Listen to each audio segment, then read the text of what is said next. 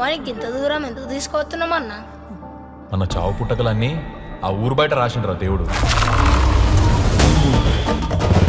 నమస్తే సర్పంచ్ సాబ్. నమస్తేనే. కుల పెద్దలు వచ్చి రారా. అరే ఈ కులపూరు శ్మశాన వాటికలు ఆలోచించట్లేదు కదరా. ఏంది? అరే సర్పంచ్ సాబ్ చెప్తున్నాడు రా, విష్ణుగాడు వచ్చి కాలు పట్టుకున్నా పని కాదని చెప్పేసి అంటున్నాడు. అయినా నువ్వు ఉన్నోని ఉండకుండా పోయా సర్పంచ్ గారికి ఎందుకు చెప్పినావు? ఆడేమైనా పెద్ద లాడ్తావా? ఓటేసినవారా? అగో ఇంత పెద్ద మాట అన్నావు సర్పంచ్ సాబ్. నీ గుర్తుకే గుద్దినా? నీ ఓటు గుద్దినావా కాటర్ గుద్ది ఇంట్లో ఉన్నావా ఎవరు చూసిండ్వా? కరెక్టే. పెట్టుకుంటానే ప్లీజే. చంపా వలుగుతుంది. అది గట్టి కాదు, చిన్నగా పగలకుండా పెట్టుకుంటా. సరే అయితే మా అయ్యతో మాట్లాడి ముహూర్తం పెట్టించు. డైరెక్ట్ మండపానికి వస్తాను నేను. ఎప్పుడన్నా ఇంటికి తీసుకొచ్చినావు మీ నాన్ని? నిన్నటి వరకు నీకు మామలేడు నాకు నాన్నలేడు అని చెప్పి ఇప్పుడేమో బాధ్యతలు చూపిస్తున్నాడు. ఎట్లున్నామేంది మేమిద్దరం?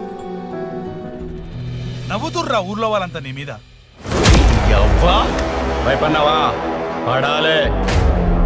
అయిందేదో అయిపోయింది. పెద్ద మనుషులు మీరేదో ఒక పరిష్కారం చూపించండి. ఏ పరిష్కారాలకు బొంగలేదు, ఇలా చెడు కడ కింద కలుసుకొని. అయినా చిరంజీవి లాగా ఊర్లో బిల్డప్ ఇచ్చుకుంటూ తిరుగుతావు కదా, ఏమన్నా చేయొచ్చు కదా. సావు నుంచి అన్న తప్పించుకోవచ్చునేమో కానీ కులం నుంచి తప్పించుకోలేమురా. నీకు పెళ్లి దగ్గర లేకపోతే చావు దగ్గర, ఈ రెండు విషయాలనే కాదు వీళ్ళాటలు సాగేది. నీ కొడుకు నిన్ను క్షమిస్తాడో లేదో కానీ నీ కూతురు మాత్రం నిన్ను.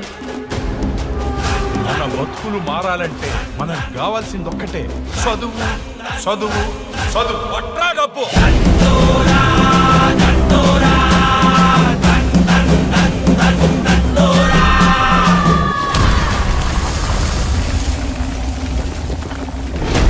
ఏం పెద్ద మనిషి, నువ్వు చేసింది తప్పు అని తెలుసుకోవడానికి 3 సంవత్సరాలు పట్టిందా?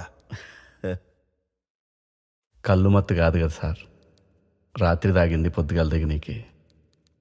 కులం మత్తు సార్, టైం పట్టింది.